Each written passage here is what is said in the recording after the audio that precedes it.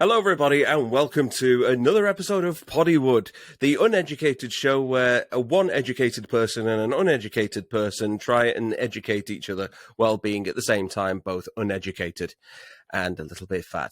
I am Steve Hester, and joining me as always this week is my co-host. That would be me, Andrew Roger Carson. I kind of like that intro. You've easily qualified us for being on BBC Two at 2 a.m. Yes. We should be... Well, you've just got glasses. Yeah, okay, yeah. That's made you look more intelligent already. Yeah, it makes me look that way. We'll see if it works. Basically, there was a few people who commented last week the fact that my eyes look incredibly squinty. And the main reason being I've been suffering with my eyes for quite a while. Finally went to get them tested. And they discovered that one of my irises is bigger than the other. That is the reason why you probably always see me wearing sunglasses when it's really bright, because I cannot open my eyes. Otherwise, I am actually blind. And I was getting really bad migraines. I feel I need to go and get them tested. Went to get them tested, and yes, now I have to wear glasses. Oh. And welcome to the club. That's the excuse I give for all that masturbating. Yeah, well, I've got the tissues for that anyway. Speaking of masturbating, Steve, let's talk about Before the Devil Knows You're Dead from last week. If you don't know what we're talking about, just watch the last episode. Episode 72 it was the first time that we went fully kind of video. Yeah, I've got the tissues, not because of what we're going to get into in a moment, but because I am rather congested at the moment. I've got a cold, so I'm going to apologize right now for all the and everything else which is going on in this episode. I'll try and keep it to a minimum. But yes, another film from 2007. Was it 2007? 2007. Oh, yes, it was 2007, of course. Now, yes. That's how we can always guarantee that Steve has not seen this movie. No. I reckon a really good game came out on January 1st, and that was it. Mass Effect, and I think the Wii came out that year. I can't remember. Well, I need to first make an alteration from last week.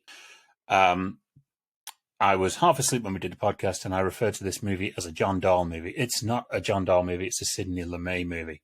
Yes. So I do apologize for those of you who got offended.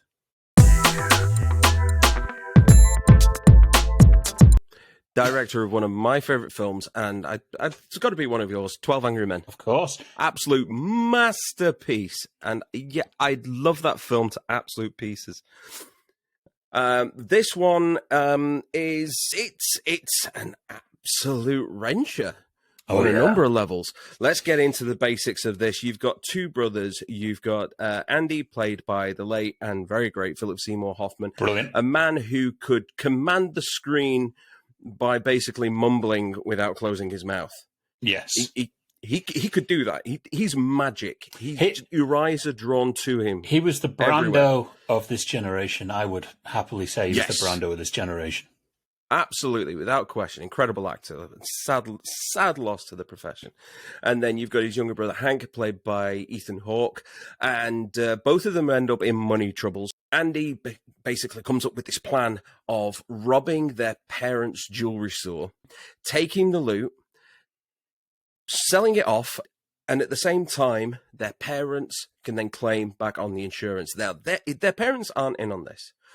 But what you have in the movie is you have this very, very simple plan, and it all totally spirals out of control. And what is lovely is you don't just see the aftermath of it all. You see the basis for every little decision which gets them into the trouble that they're in. And I am going to go into spoilers here, so if you are worried about that, just go to the time code which is on the screen below, or if you're listening to this on the podcast, just skip forward to this time code. I'm going to put it in here, 1732, and then no spoilers. But the way that it works is that it shows how every little piece of it that was planned has something that can go wrong and something does go wrong. So right from the very beginning, Andy says that Hank has to go and do this robbery.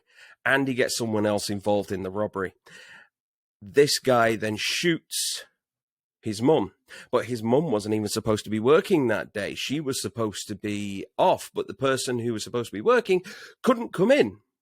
And then you get to see how every other decision which has led to this moment has had this incredible butterfly effect. And then everything that plays out afterwards. And the film is shown in disjointed chunks where you're presented with something, but you're only given half the story. And then a short while later, you get the explanation behind it. And I thought it was absolutely incredibly done. Yes. From start to finish. I really, really did. It's a tour de force. It's an actor's movie as well. Oh yeah, but it's LeMay. Right? Yes, you cannot go wrong with LeMay. He is the actor's director, and I put this as, I mean, his career is incredible. Every film he's done is, in my view, Dog Day Afternoon. I think that was one of the first ones that we did on What's in the Box. I always say about the Mount Rushmore, I put Dog Day Afternoon, I put 12 Angry Men, I put Serpico, and then I put this. I actually put this right up there with the best work he has ever done. And sadly, it was the last movie he ever did as well. Yeah, I did read that because I saw the name Sidley This is 1874. You'll be able to sue her. in the May come up, and it was one of those where my mind was blanking. So I knew that I'd seen the name, I knew that I'd heard the name, and then I just looked it up online, and it was on there. So that was a hell of a shame. Yeah, It really was. His loss. I know that me and George Gallo talked about Sidney Lumet quite a lot. We're both huge fans of his, and both huge fans of Philip Seymour Hoffman as well. Just as we mentioned, an amazing actor. There is a scene in this movie where he has the breakdown with Marissa Tomei, and it's one of the greatest things I think I've ever seen an actor perform. He's committing to it 100%. Yeah. And it speaks through the screen every single time that he feels an emotion, even if it doesn't show in his face. Like there's a scene where Tomei leaves him because she's been having an affair with Hank, and he gives her some money for cab fare, and everything's just so calm. Everything's just so calm until he decides that he's going to trash the apartment, but it is the most calmest and deliberate trashing scene that I've ever seen in my life. Like, he doesn't whack things off a table.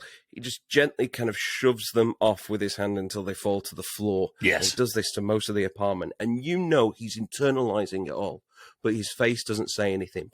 And I think, you need to give some credit to Ethan Hawke with this one as well. Yes. I think it's a lesser part out of the two. Even though it's his third of 4 before movies. Yeah. I'm sure, maybe he speaking... just handed the script and it said, before, yeah, I'll do this again.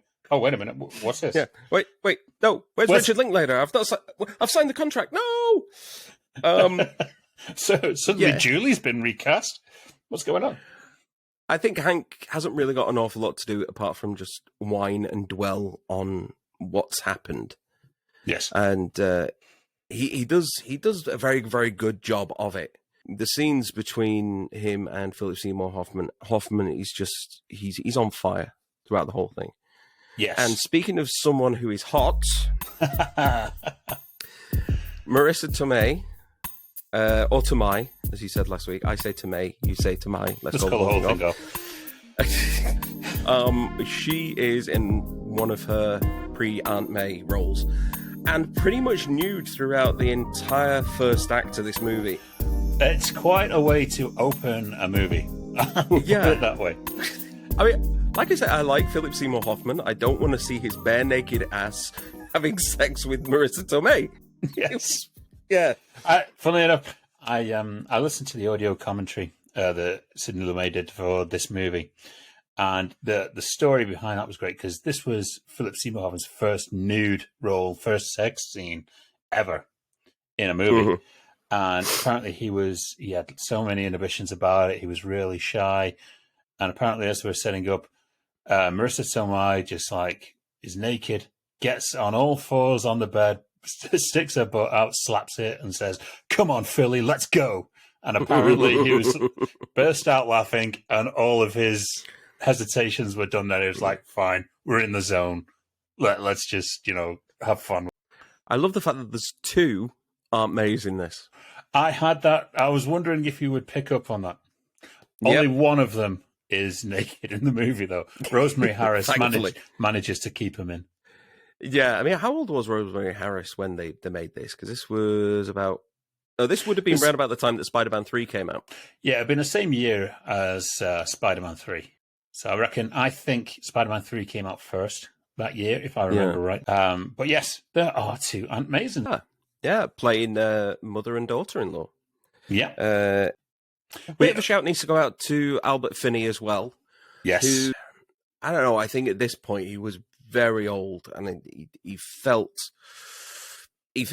just like he was old, but you could tell that there's still this fire in him that was burning as a performer. A lot of his scenes are incredible. Yes, and the payoff and how the movie ends is really well. And obviously, because we told the spoiler people to leave or come back later, go and watch the movie or whatever. I love the fact that there is a very clear King Lear reference, if you spot it. Yeah, the play. The school play. Yeah. Who the hell puts 9-year-olds in King Lear? I was going to ask the exact same question. Who does that? That school drama teacher has some serious issues, I'm telling you. Yeah. Also, speaking on the serious issues, I mean, you see Philip Seymour Hoffman in this movie. He's very kind of drug dependent. So, he is. He does a lot of drugs, which is really kind of sad when you look at how Philip Seymour Hoffman died. He had been 23 years sober. Yeah. And right around this time, he kind of dipped back into drugs again. And that is how he died, from a mixture of different drugs in his system. And it is the tragic Belushi way to go out, I guess, because as we Speedball as well, I think, wasn't it? Yeah, as we discussed on the show certain episodes back when we were talking about Jim Belushi and Neighbours. Neighbours was the movie where everyone was doing serious amounts of cocaine on that movie, and he relapsed, and that was the movie that basically killed him off. Mm-hmm. And so around this time, Philip Seymour Hoffman very sadly fell back into that. Also, in speaking of shout-outs on this movie, we have Michael Shannon. Yes, as a really intimidating brother to the guy who holds up the store at the beginning. In the same year as Shotgun Stories, I might add. Yeah, I preferred this to Shotgun Stories. Well, yeah, but not gonna lie. Yeah, I didn't really dig that one. There's a great interview with Michael Shannon talking about how he got this role. But he went into casting. Apparently, he delivered one line. He managed to get one line out when he was sat there. Sidney Mayer said, "Okay, thank you. You can leave now." Michael Shannon's walking out thinking, shit, completely balls that up. And just as he was leaving, you hear Sidney Mayer say, "That's the guy I want." On the strength of what is opening line of his casting meeting. I wonder what that is, because having been in castings, you do occasionally just get sides which have got nothing to do with the thing that you're going for. So you can imagine it just going, "Hi, my name's Michael Shannon." No, that's it. Yeah, we want him. This probably is Shotgun Stories dialogue. Yeah. Yeah. Yep. Only thing really two things that I didn't like about this movie. First, I was not a fan of how washed out a lot of the color was. It looked very, very dour. And I don't know what the reason was behind that, but a lot of the coloring looked very, very cold. It looked very bleached. I wasn't a big fan of that. And the ending, I like the ending right up until the point where you see Albert Finney walking off down the hospital corridor, and then there's just this bright light that comes in. I don't get that at all. Are they trying to say, well, this is like a heaven thing or what? I don't know. Those are my only two nitpicks with it, though. Could be down to interpretation. I mean, I love the technique that Sidney Lumet does. He loved to use multiple cameras during takes to get reactions during those takes. And I, as you know, I am a big fan of the two camera technique. I prefer having two cameras filming when you've got a two shot of people. It's better if you're a performer as well. The strange thing is, with this being Sidney Mayer's final film, this is the only one he ever shot digitally. That might be why it looks so washed out then. Quite possibly. That's what I was thinking. Because apparently he fell in love with the digital process and he'd never used it in all those years. And this was the first and only time that he had done it. And it results in one of his best movies.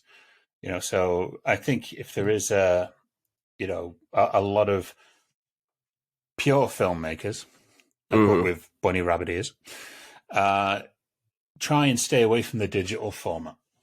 Tarantino still loves his film. I think Christopher Nolan is one who still loves to prefer to shoot on film if possible.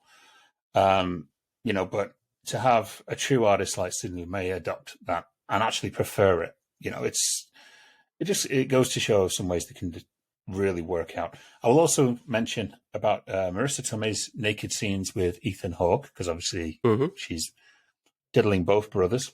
Originally in the scene, Ethan Hawke was not supposed to be naked. It was only supposed to be Marissa Tomei, but Ethan Hawke basically said, no, if she's going to be naked, I'm going to be naked as well. And not only that, they also made all of the male members of the crew strip down completely naked as well in the scene to make them feel more comfortable. To which I think that sounds like a setup if ever I've heard one. Yeah, so you sold the male members of the male members. Okay. Yes. Fair enough. And just kind of finishing on this for myself, I think this is very much Philip Seymour Hoffman holds this movie. He really does. He is the force. But I will give an incredible shout out to Amy Ryan as well, who does an amazing turn for what she's got in this movie. It really is a great movie. I would happily promote this as one of the best films that we've reviewed. Yeah, it's a wonderful drama. It's unpredictable, and it does reel you in. By the way that it drip feeds the reasons behind all of the events that are happening, and it's a story about unpredictability and family, and how the little things can just spiral so hideously out of control. So yes, big thumbs up for this one. And if you're just coming back right now from exile after skipping ahead, hello. We watch them again all of the time, or we get them on Prime for free. But we only know how old they are when we learn their anniversary. Okay, anniversaries. We're back again this week. As we had 5 last week, I've shortened it a little bit this week. We've got 3 major ones that I want to talk about anyway. So we're going to go back the furthest. Now, Steve. Okay. Can you believe, Steve? Yes. 40 years ago, this week, a movie called High Road to China was released. I've heard of the name, but I know that I've not seen it, no. Well, in keeping with our Indiana Jones theme from last week, High Road to China was the time that Tom Selleck got to do his Indiana Jones style adventure after losing out his role in Raiders of the Lost Ark because he was contractually obligated to Magnum PI. This is a movie that was seen as the kind of spin-offs that came around that time from the success you of had Raiders. things like Alan Quatermain and the Lost Cities of Gold. King Solomon's Mines. Yeah. From Cannon. Sharon Stone. And Yes. What was the name? Richard Chamberlain, that was it. Richard Chamberlain, yes. But this was Tom Selleck's turn. And a lot of people say it was a spin-off, but what you may not know is the script for High Road to China actually existed in the 1970s. So this actually predates Indiana Jones in being created, but the film came afterwards. Now, a lot of people have said because Tom Selleck could not do Indiana Jones, this was kind of offered to him, as a kind of peacekeeping thing, I guess.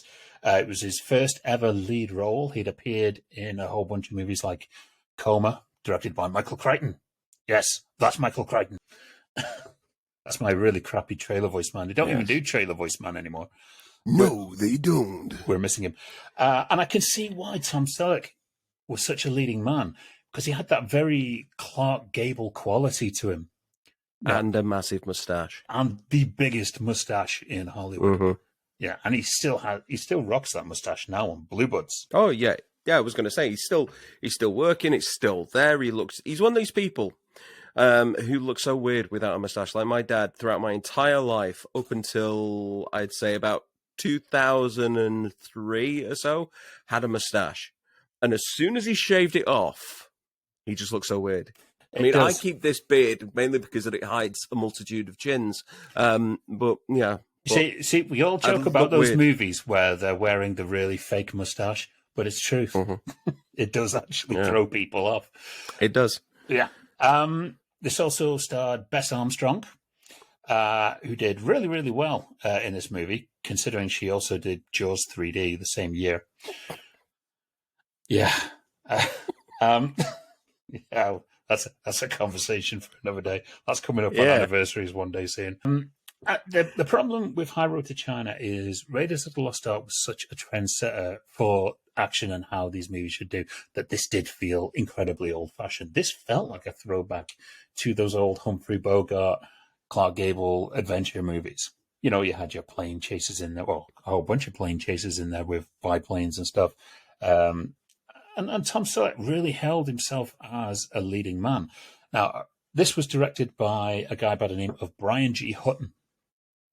Now, if you know that name, you would know it from some great movies that he directed, like Where Eagles Dare. Oh, yes, I've seen that one. Kelly's Heroes. Not seen that one. Oh, my God, that's like one of the best movies ever made. Sorry. Also did other films like Night Watch with Elizabeth Taylor. There's a movie called The Heroin Gang. So he did a lot of stuff. And I think High Road to China was his final movie before he passed on. And this was released by Golden Harvest. Oh, the people behind Teenage Mutant Ninja Turtles.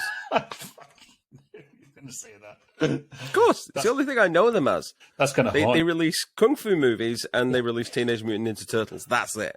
Do you know they still have the same logo to this day? It's that. Should be. But yeah, Golden Harvest around this time had some kind of relationship with Warner Brothers at the time, because Golden Harvest also were involved in Cannonball Run 2, won by John Ashton on the Christmas special, I might add. Yay! And also a really underappreciated Jackie Chan American movie called The Protector that came out in '84, something like that. I have a feeling I might have seen that, but I can't remember. I had to go through a little bit of a Jackie Chan phase in my late teens. He's partnered up with Danny Aiello. It's brilliant. And directed by James Glickenhaus. Hi, James. I don't know that name. Now, High Road to China originally was going to be directed by John Huston. Now, obviously, John Huston is one of the biggest names in directing. And originally it was going to star Roger Moore, and Jacqueline Bisset were going to take the roles that were originally taken by Tom Selleck and Bess Armstrong.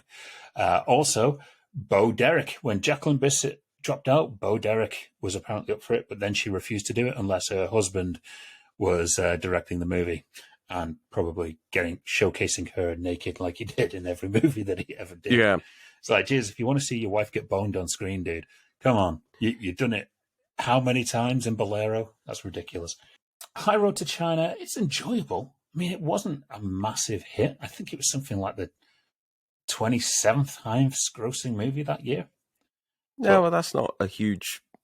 Yeah, it's 83 though, isn't it? You know. Yeah, yeah. To be honest, I think movies like that can work very, very well, but you have to try and treat them as their own thing, and I think that was why the Indiana Jones films work so well. Well, not only because of the fact that you've got someone like Steven Spielberg helming them, who knows how to tell an adventure, but it's because that they were treated as their own movie instead of just a throwback, instead of just an example of what happened in the past.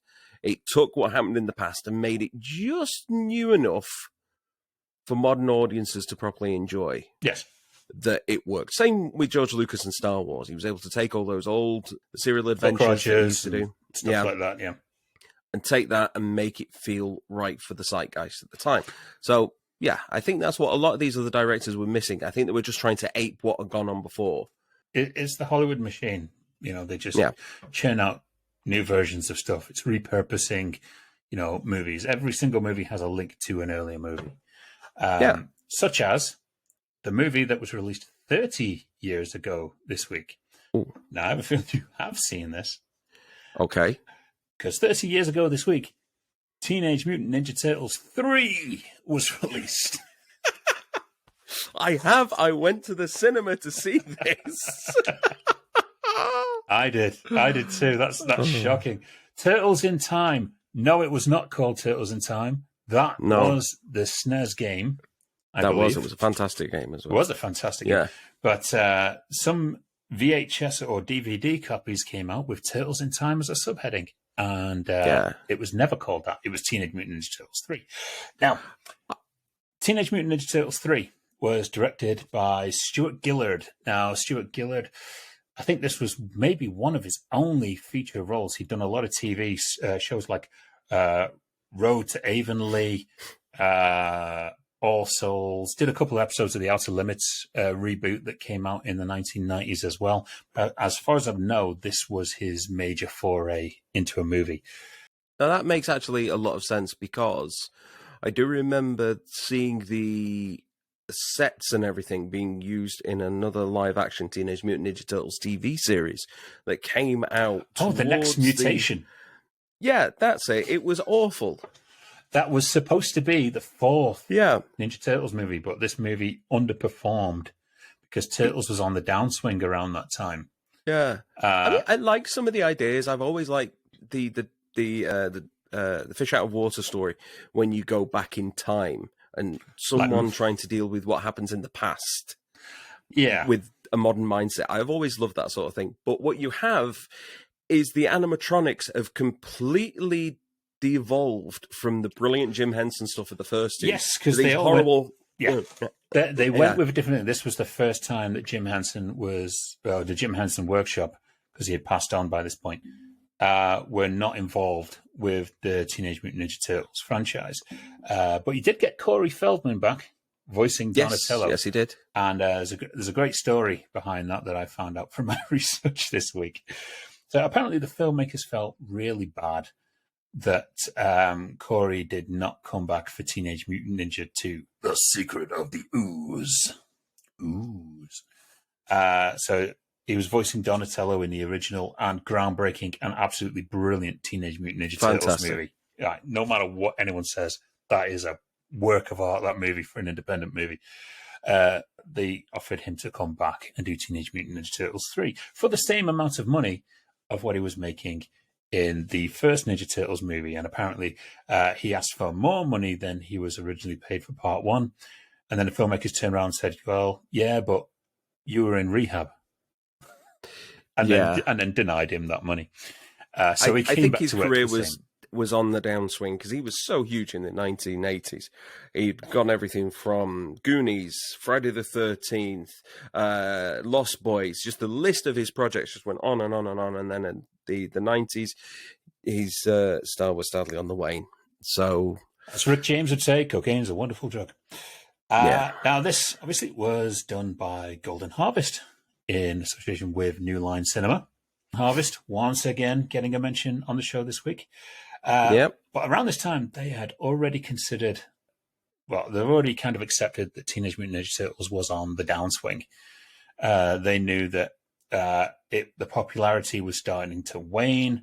The high point of the Turtles was over. Turtle Mania, as we call it, or whatever it was called, was starting to phase out. Mm-hmm. So they ended up vastly reducing the budget from what was Teenage Mutant Ninja Turtles 2. So number 3 was budgeted straight down to $21 million. I'm honestly surprised it didn't just come straight out on video. To be honest, they were milking the last they could out of the Ninja Turtles franchise. And, I say whenever something has to use the time travel device, Masters of the Universe style, to go to somewhere else. I can't remember who it was that said it, but someone did say that every single long-running series of stories will get to a point where time travel will be involved. Yes, they always fall back on it.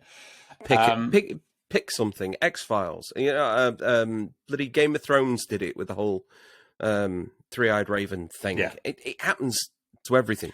Yeah, and it also didn't help the fact that New Line wanted to tone down the violence of, the first movie, which was criticised by a lot of parents at the time, but Ninja Turtles really isn't a kids' movie.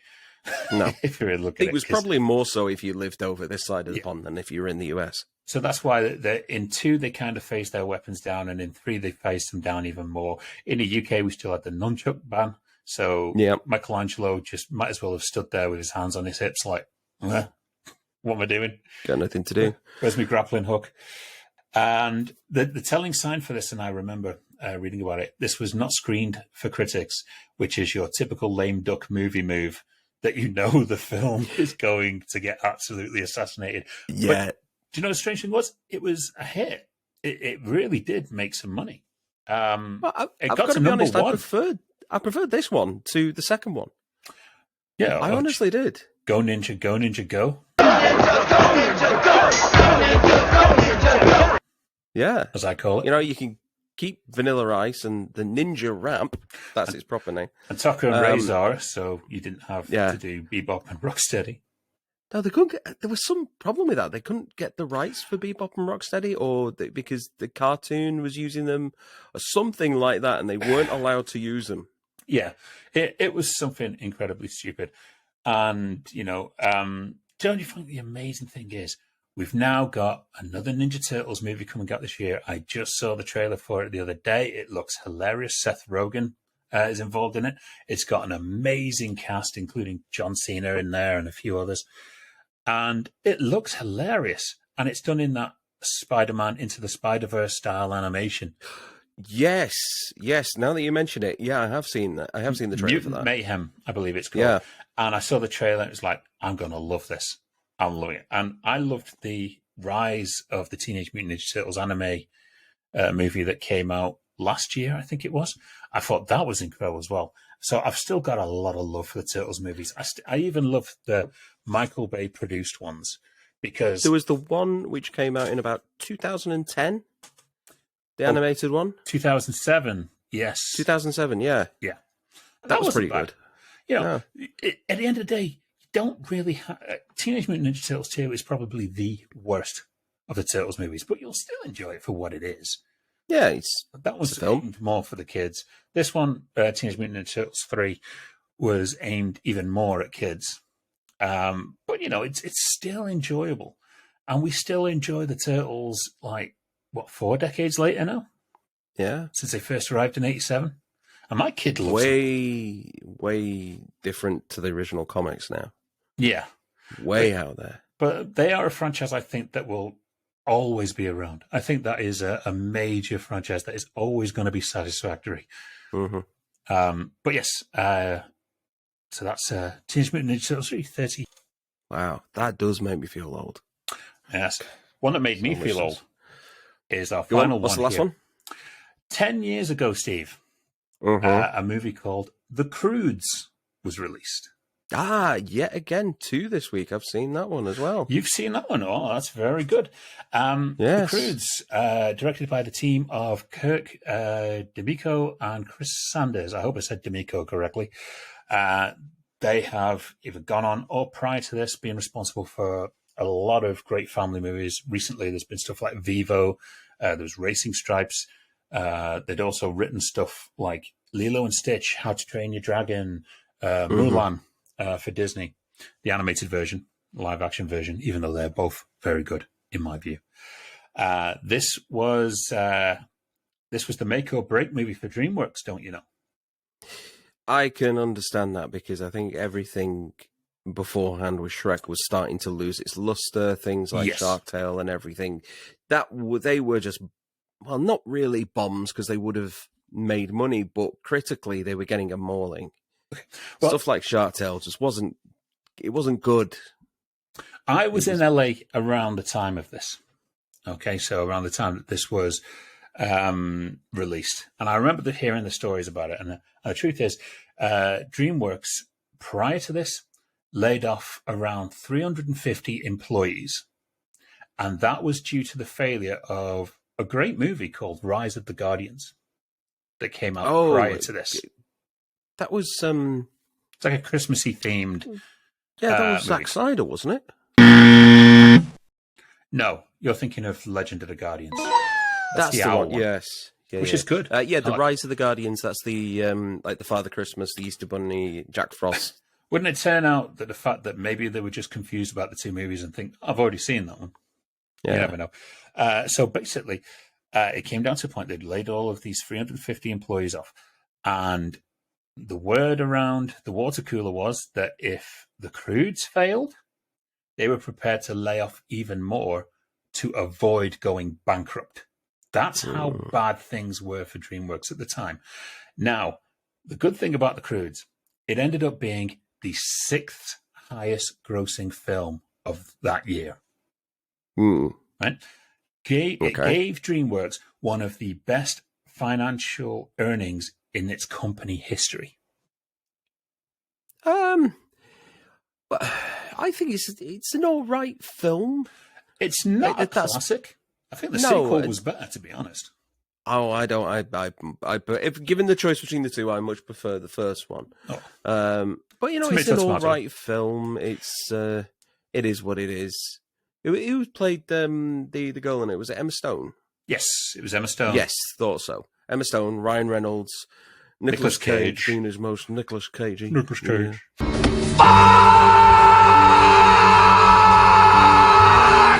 Now, well, Yeah. originally, this movie was going to be a stop motion animation movie in association with Aardman Animation.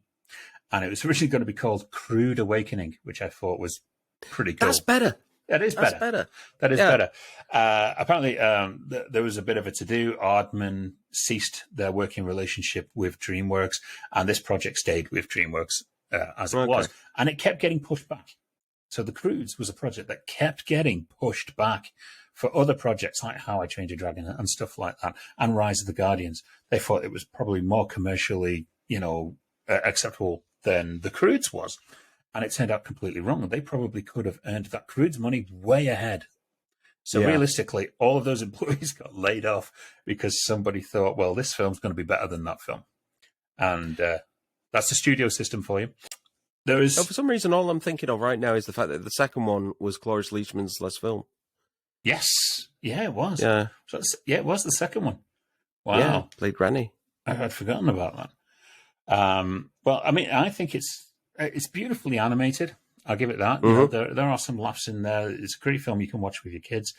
Some little known facts about it. One, it was Ryan Reynolds' first ever time voice acting in an animated movie. Outside of that leaked Deadpool footage, I guess. Yeah, well, we don't count that. We don't count that. That was a whole movie. Come on. Yes. But an amazing fact that The Croods was the first ever full-length animated feature that was screened at the Berlin Film Festival. Okay. Did it get like a standing ovation, awards, anything? It was screened out of competition. Right. So it was kind of a kind of special attraction, I guess. But it does hold that record for being the first ever film at a film festival. And What is this? What is this that I'm watching here now? It's what is this? A caveman? Why is this going on? Paul, what are you doing here? I don't know. I'm here to just direct something. Get your clothes off. It's fine. Yes. Where are the I'm Paul bugs? Verhoeven. It's fine. Where's the bugs? There should be bugs eating them all by now. Yeah. Yes, but yeah, The Croods was really monumental, and I don't think DreamWorks would be around today without it. So I think The Croods deserves a bit more praise over stuff like Shrek and things like that, or the Shrek the Third and Shrek Ever After. Forever. And Yeah, that obviously, we're not doing it. I know Puss in Boots Yeah. was a great movie that we mentioned on a couple of episodes past. But yeah, The Croods was the movie that practically saved their ass. Shrek, if you know what I did last Friday the 13th. Very good. Yeah. Very good. Anyway, that is the anniversaries for this week's Devo. Well, yes, I'm actually surprised 2 out of them I've seen. No, you're Thumbs getting up. better. Yeah, Getting you can better. tell that it's the kid-friendly stuff that I've seen, though, can't you? Yes. Quality stuff. Sonic. I left a message on for your mum on Facebook the other day on our Poddywood page. Yeah. She'd say Happy Mother's Day to her. And I said, this show probably would have been terrible if you'd have bought him a VHS instead of that Mega Drive. Hey, SNES, I'll thank you very much. I did also put / SNES. Yes. You weren't there for the great Nintendo Sega war of the early 90s. I fought in those trenches. I was there. I chose my side easily. You were Mega Drive, weren't you? I was, yes, and Mega CD. Mega CD. It was cutting edge at the time. Sewer Shark was amazing. To no one. Paper cutting. Anyway. And speaking of paper cutting, it's time for Andy to drag out some little bits of paper from a box. What's in the box? What's in the box? What's in the box? What's in the box? What's in the box, everybody? As Andy is currently off grabbing hold of the box, I'm assured there is a box. I don't know. He's kept it from me, even when I've gone over to his house. He's just like, no, you're not seeing the box. No, because I don't want any tampering. Yeah. But what's in the box is the part of the show where Andy is going to improve my movie education and stop me from being uneducated. Basically, he's going to pull out the name of a movie from a box, and if I have seen the film, then he's going to keep pulling out names of movies until he finds one that I haven't seen, and then I've got to go and wait and watch it the day before we record our next episode. And more to the point, all of these films are guaranteed to be fresh on Rotten Tomatoes. That is the key point. But I will say there are a couple of wild cards that are mixed in that I thought were too good to throw away out of the shit box. Okay. When they show up, I don't know. They're all mixed in. I quite enjoyed the shit box. No, I enjoyed it. It was depressing. But I did see some that I was like, okay, yeah, actually, I do want him to see that. So, yeah, a few that I liked. Okay, so for the first one, okay, I'm going to open it up. This is great because for the first time, I'm actually seeing these slips of paper that he's pulling out. I know. To rip all these up, I can't roll any joints now. Joke. Not a joke. Okay, Steve. We've actually mentioned this one before. But the thing is, I know you said you saw it, but you couldn't remember it. So I don't know if it counts. Was it that Jackie Chan one that I said? No. That we said earlier? No? No, not on this show. It's one of the previous episodes. Available in the archives. The Commitments. Commitments? No. No, all I remember from that film was seeing guys sing Joe Cocker songs over and over and over again, and it made me never want to watch it. So does that mean you've watched it or you've not watched it? I haven't watched it, no. So that means you've got to watch it. Yes. Okay. Well, that was easy enough. I thought we were having a contender there to see if we're going to break the 5. It's got to be break the 5 now. Yeah, because we did quite well last week, didn't we? We did. Available in the archives. Yes. So, yeah. Wow. Well, I mean, this is a turbocharged episode of the show. We've flown through it. For those of you who are wondering, where are the guests? Where are the guests? They are coming, I promise you. They are coming. The main thing is we were looking to get into this new format that you're seeing now with clips and animations and stuff like that. And poor Steve worked his arse off to get us to this level. So we thought it's better to get this running properly and to get Steve comfortable with the editing time and stuff like that before we start cramming guests in and then everything starts to get jammed up. So they will be coming back. Yes. And we're all going to have some amazing stories. We're working on some great guests. Our previous guests are even working on great guests for us. It's amazing. Yes. So just because you're not seeing them here doesn't mean that we aren't going to be getting any more back on. We are. Yes. In the meantime, you can just join us. Join us on What's in the Box. Yes. Engage with us. That's what we're here for. We want to hear from you. So, fire us out some questions, especially around the movies that Steve's got to watch. Yeah. And if you're in any doubt as to how you need to do that, then it's simple. First of all, you can head over to facebook.com/Poddywood. You can hit us up on Twitter @Poddywood. You can get in touch with us on LinkedIn. You can join our MySpace page, which may be up at some time in the future. You can write a note in the sand and hope that it gets seen by aircraft. You can do any of that stuff, but please, we want to hear from you. We want to engage in this conversation because we'd love you to it's subscribe as well. Yes.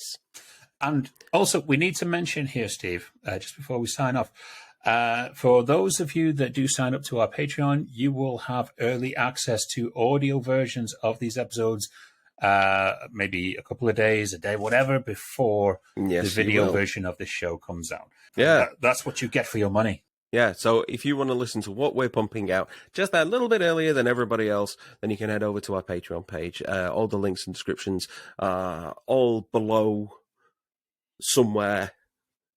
You just look down the description. Yeah, the links around. are there. You can They're find around. it. And if you want to hear what Steve was pumping out, you can now go back and watch Before the Devil Knows You're Dead, and listen to the part of the show if you missed it. Thank you very much. And one last shout out. I was at a function the other night with a load of old friends, and I've got to say a big shout out to Pam McCall, who has just subscribed to listen to our show while she is on her walks and at the gym. Hi, Pam. Hope you're enjoying it. Yeah, if not, you can shout at him. Yeah, and she will. Right. Well, with that in mind, it is now a goodbye from me. And I've already left. This is just my answering service. Leave a message after this theme music.